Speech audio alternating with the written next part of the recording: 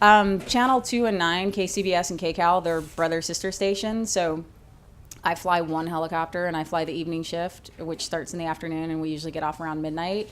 And we basically cover Channel 2 and 9.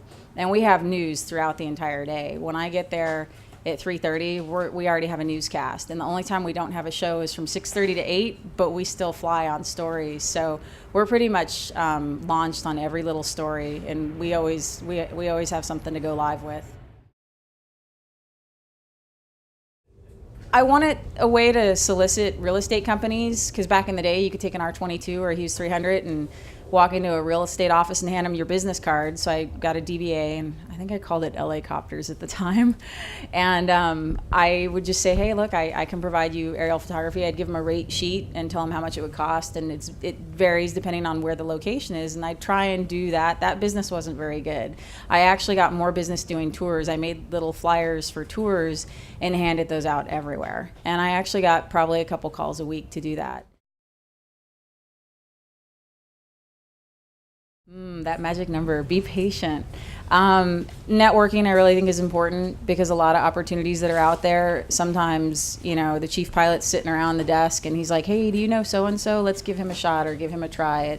A lot of it's networking and knowing people. I've noticed just handing your resume to a company, and if they don't know who you are beforehand, sometimes you don't get that shot. So get out there and try and get to know as many people as you can. See if there's I don't know if there's as many opportunities now as when I was doing it. I was washing helicopters. My friend Chris Kelly was cleaning hangars and taking out trash to get her foot in the door. So I really don't know if those opportunities are out there. Yeah. I think nowadays you really have to get your CFI, and you need to teach. No matter how long it takes, you need to teach to get those hours. And then when you get that, whatever it is, 1,000 hours now, I think you need, try for the Grand Canyon, Vegas. A lot of my CFI friends, their first job was in Vegas. I would like to get on with a county fire department, whether it's these guys or San Diego or Orange County, Ventura, Santa Barbara, Cal Fire. Yeah, I want to retire there. So. But I actually need to pick Tom's brain still, 21 years later. I need to find out what I need to do to meet the minimums for what they're looking for. And he's given me some advice before, and that's EMS, so I need to go get that night vision goggle time and EMS experience. But that's my ultimate goal, is to get on with a county fire department. Oh, well. In my 13 years of flying news, I've been hit by lasers in flight, and it's never fazed me.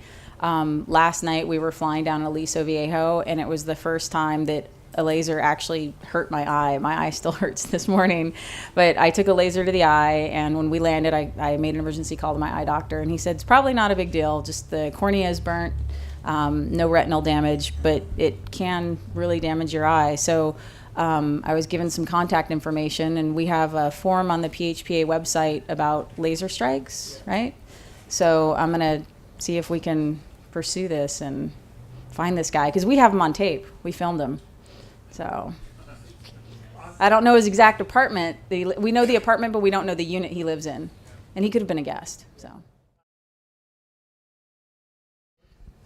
it wasn't that it was difficult. There was a noticeable burn. My eye hurt after, and it was weird. It only got the one eye.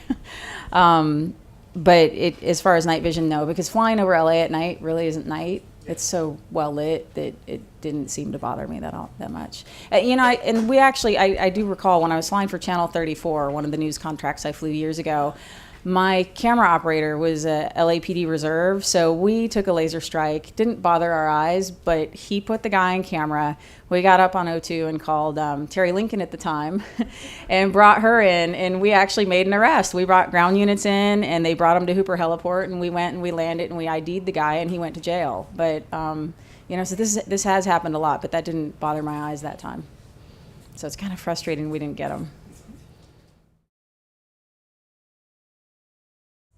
You can't miss it. You're flying along, and the whole cabin is just, all of a sudden, it's like a disco show in there. It was green. And you immediately, you look, you see where it's coming from. You try not to look at it, but we were trying to find it last night, so we actually put the camera on it, and, that probably aggravated our sight. You could easily just turn around and fly away from it. but we went after the guy, so that's probably what aggravated us.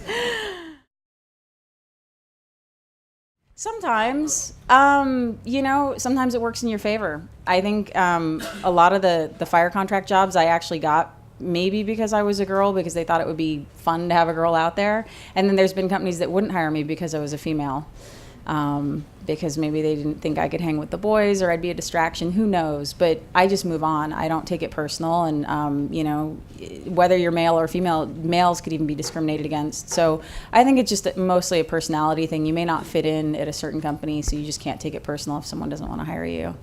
But I have seen a lot of that. I mean, I remember my first fire I was on, the chief that I was flying around, he's like, "Where's the pilot?" And I'm like, "It's me." He's like, "No, really, where's the pilot?" So, and then later on, I actually kind of took that and started playing jokes. So I don't know if I can get into those here, but it was kind of fun.